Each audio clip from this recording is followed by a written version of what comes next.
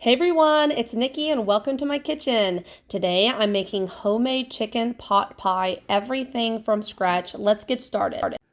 So you can always cheat, go buy pre-made pie dough, but I like making all butter pie dough. Here I am, day before, getting it prepared.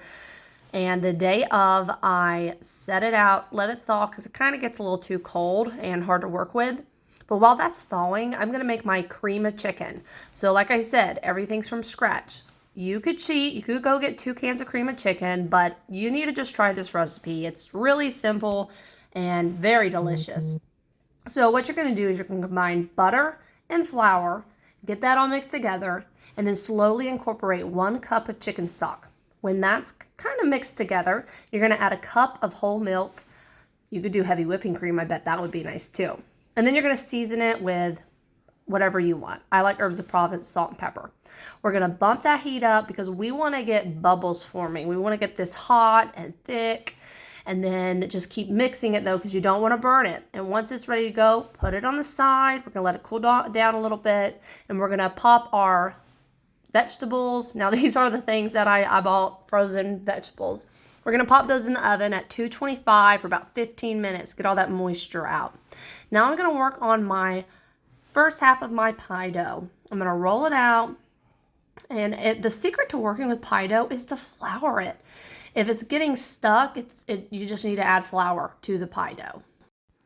Once I've rolled that out to a nice round shape, I'm going to butter my, my pan, cast iron skillet, and I'm going to add my pie crust to the bottom. Now don't push it down at the bottom. You do want to push it up against the sides, but don't flatten your pie crust. Don't put too much pressure on that. Now when this is done, I'm going to put it in the fridge because I want it to stay cold. Now I'm going to prepare the inside, the stuffing of the chicken pot pie. I do that by combining 16 ounces, so about a pound of rotisserie chicken. Now you could use any other type of chicken, chicken breasts, whatever you want. I bet chicken nuggets would be good. Give that a mix together. And then now that our vegetables are done, see the moisture, they're not frozen anymore. We're going to add that to the stuffing mixture. Try not to burn yourself if you're using a hot pan to do this. And try to keep all the vegetables in the bowl, not outside the bowl. Give that a mix together, and when it's all mixed together, I want you to try it because maybe it needs more salt, maybe it needs more pepper, maybe more herbs of Provence. I don't know. It's your kitchen, whatever you want. All right, once we've got that mixed together, push it off to the side, let it cool down. Now we're going to roll out the second half of our pie dough. Get it to as thin as you want, and then I want you to take a pizza cutter and roll a circular shape. Now, those trimmings, we're going to bake those separately, and they're just going to be a yummy little snack. And you can get a foretaste of how good this pie crust is. So, I'm going to take my cast iron skillet that I've had in the fridge out. I'm dumping the stuffing mixing inside. Get it all evened out. And then we're going to top it with that other pie crust. Once you've got the pie crust on top, I want you to seal the edges by crimping them together with your hands. And you could always cut off any extra excess and bake that as well. I don't know if I mentioned it earlier, but you need to have preheated your oven to 350 degrees.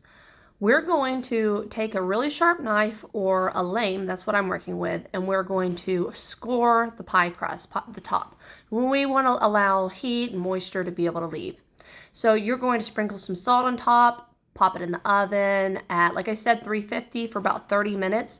And then I do another 15 minutes at 375, 400. And in a separate oven, I'm baking my pie trimmings. These are them finished. They were delicious. All right, here it is. It's done. It's beautiful. It's all bubbly and hot, and you really need to cool it off before you eat it. But this serves about 8 people, so let me know if you try it and what you think.